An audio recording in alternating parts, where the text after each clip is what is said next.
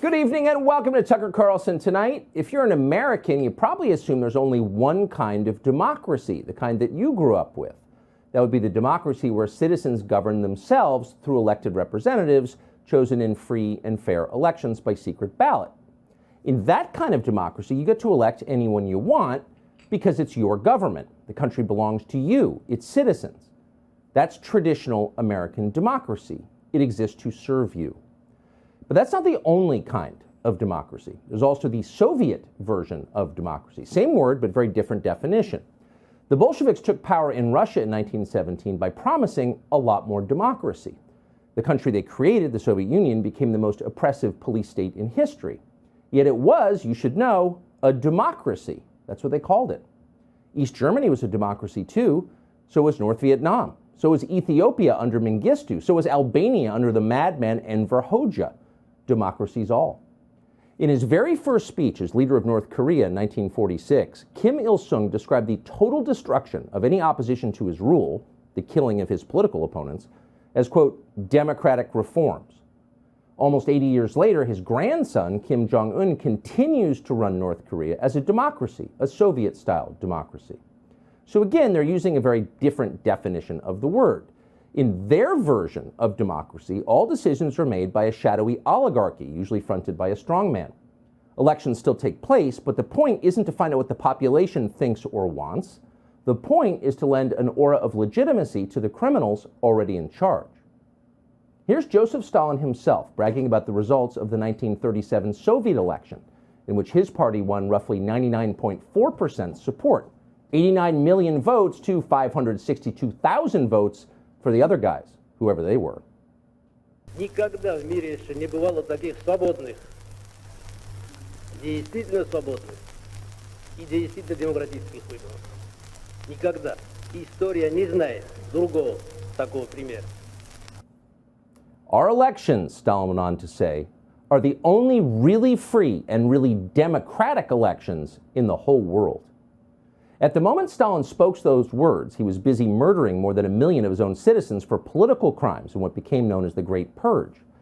Across the ocean here in the U.S., it was clear even at the time what was happening in the Soviet Union. Some of Stalin's show trials were public, and they were obviously totalitarian. But the American left supported Stalin anyway. That includes some of our country's most famous intellectuals and celebrities and journalists. The New York Times was all in. This turned out to be the version of democracy they supported, Stalin's version. Why are we telling you all this? Well, because you're hearing a lot about democracy lately, so it's important to understand which version they're talking about. Joe Biden gave a speech about democracy last night. Here's part of what he said. There's something else at stake. Democracy itself. I'm not the only one who sees it. We must vote knowing what's at stake and not just the policy of the moment, but institutions that have held us together as we've sought a more perfect union are also at stake. We must vote knowing who we have been, what we're at risk of becoming. This is the struggle we're now in, a struggle for democracy, a struggle for decency and dignity, a struggle for prosperity and progress, a struggle for the very soul of America itself. Make no mistake, democracy is on the ballot for all of us. Democracy is on the ballot, says Joe Biden. No, Joe Biden, the names of candidates are on the ballot. Democracy is not on the ballot because democracy is not determined by the outcome of an election. Democracy is the election itself.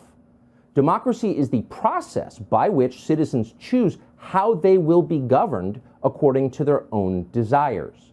That's their choice. It's not yours. But Joe Biden is telling you the opposite, and you should know that. He's telling you that unless you arrive at a very specific outcome, the very outcome he commands you to arrive at, the system itself is illegitimate. We control the system. We have a moral right to control the system. Therefore, if we lose control of the system itself can no longer exist. This is a dramatic misreading of what American democracy is. In American democracy, the people who control the system only have a right to control that system to the extent the public grants them that right through voting. What Biden is describing is the Soviet version of democracy, where elections exist to ratify the status quo, to bolster the cabal already in power. That's effectively what the Democratic Party is saying out loud now. Here's Barack Obama. I understand that democracy might not seem like a top priority right now, but we have seen throughout history, and we see right now around the world, what happens when you give up on democracy. You can see it in countries where the government tells you what books you can and cannot read. Countries where if you dissent, you get put into jail. Countries where reporters are silenced. This powerful $99 drone is now available in the US. This is an extremely high-tech $5,000 drone. It was developed so that Navy SEALs could do stealth missions, detect enemy positions, and gather footage from up to... Oh, he's slick. But it's hard to believe he really means that. Quote, I understand that democracy might not seem like a top priority right now, said Barack Obama. Really? The opposite is so obviously true. Democracy is very much a top priority for so many Americans this November. And that's why you're seeing record turnout in these midterm elections. Because voters are using the only power they have, their ballots in our democracy, to punish their reckless and incompetent leaders and replace them with somebody else. So what you are seeing unmistakably is democracy in action. That would be very obvious to anyone who believes that democracy means representation. But to those who believe that democracy means supporting the Democratic Party no matter what it does, to those people, this moment has a very different feel. This moment feels like an emergency. A rejection of Joe Biden's party from their perspective is the end of the system itself, and they clearly believe that. They mean it. That's why the Biden administration has spent the last 2 years destroying the two prerequisites for American democracy. Those would be free speech and the rule of law. It's why they've silenced disobedient reporters. It's why they put their political opponents in jail. It's why FBI agents with automatic rifles dragged Christians from their homes for the crime of praying in abortion clinics. It's why nonviolent protesters remain in jail tonight for daring to walk into what used to be called the People's House. Because as far as the Democratic Party is concerned, that house no longer belongs to the people. It belongs to the party, along with the entire U.S. government and the nation itself. That's how they think. If you really believed that you had a moral right to govern forever, and they really do believe that, you would see elections very differently. You wouldn't view the loss of a midterm cycle as the usual healthy rebalancing of American politics, too far in one direction, swing back toward the other side, the kind of thing that has happened countless times in our, yes, democracy. That's what's supposed to happen. But you wouldn't see that. You'd see the loss of your own political power as the loss of everything, as the total destruction of the system itself, the beginning of the Dark Ages. If you believe that, you might be hysterical. And they are. Watch. Democracy is at stake in this election, Nevada. He made it clear that democracy is at stake this November. Democracy is at stake this November. Democracy is at stake. Our democracy is at stake. The future of our democracy is at stake. We all know democracy is at stake. This is the most important election coming up because democracy is at stake. Nothing less than the future of democracy is at stake. Really? It's nonsensical to Americans, most of them, because isn't this democracy?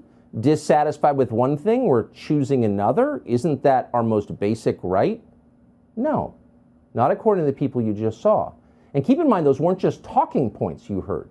The people mouthing those words believe them sincerely, every one of them, and they're emotional about it. Because if the Democratic Party goes, so do they. The party is the only power they have. Once that party has been rejected, they will be nothing but what they already are, sad middle-aged mediocrities with tragic personal lives and nothing interesting to say. So everything is on the line for them. They can't lose. And because they can't lose, they're now getting explicit about what if. Here's Ron Klain, Joe Biden's all-powerful chief of staff, issuing an explicit threat to anyone who might be thinking of voting the wrong way next Tuesday.